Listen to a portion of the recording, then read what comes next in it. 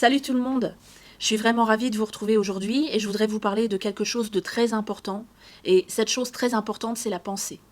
On ne se rend pas compte à quel point ça peut être quelque chose de puissant dans notre vie. Il vous arrive souvent, je suis sûre, de vous dire « Tiens, c'est marrant, je suis en train de penser à ça ».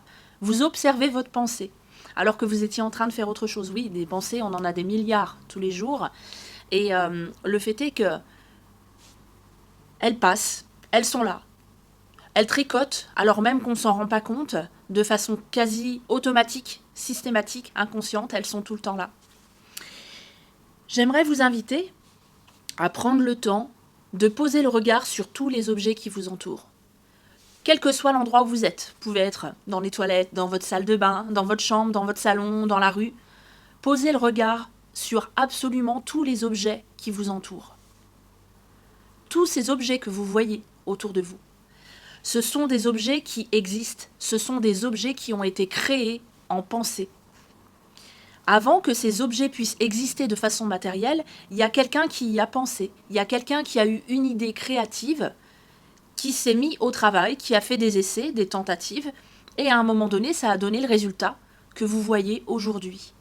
Donc c'est pas quelque chose qui est forcément arrivé du jour au lendemain, ça a peut-être mis du temps, mais à l'origine de la création, c'est la pensée.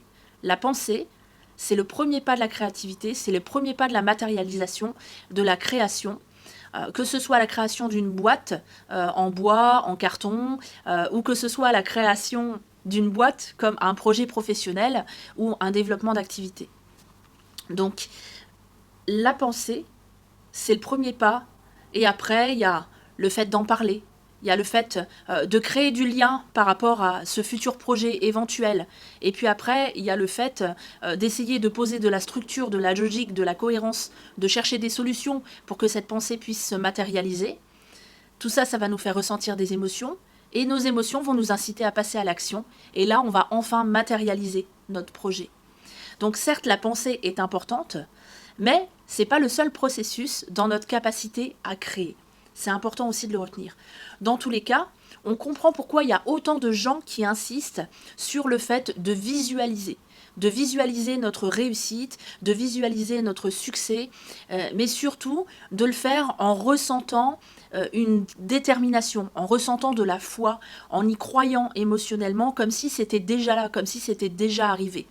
C'est très important, avec toute la persévérance dont on est capable, de faire ces exercices-là très régulièrement, si possible un petit peu tous les jours.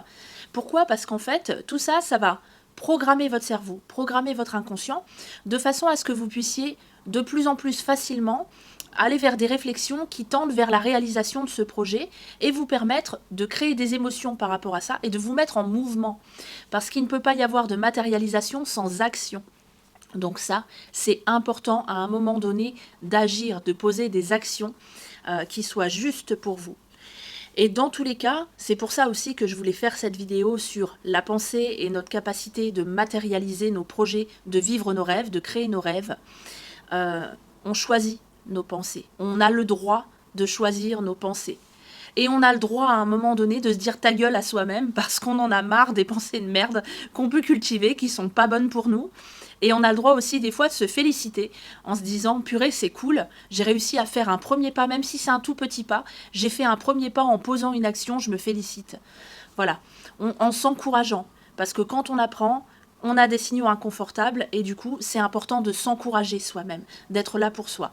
Ça paraît quelque chose de simple, ça paraît quelque chose d'anodin, mais je peux vous assurer que si vous pratiquez ça à minima quelques minutes tous les jours, 2 ou 3 minutes tous les jours, votre vie va changer. Dans tous les cas, je vous embrasse très fort. Je suis vraiment contente d'avoir partagé ce moment avec vous. Mettez en application, passez à l'action, faites des choses parce que dans la vie, c'est surtout ça qui est important, parce que c'est surtout ça qui va changer votre vie. Je vous embrasse bien fort et je vous dis à bientôt. Ciao!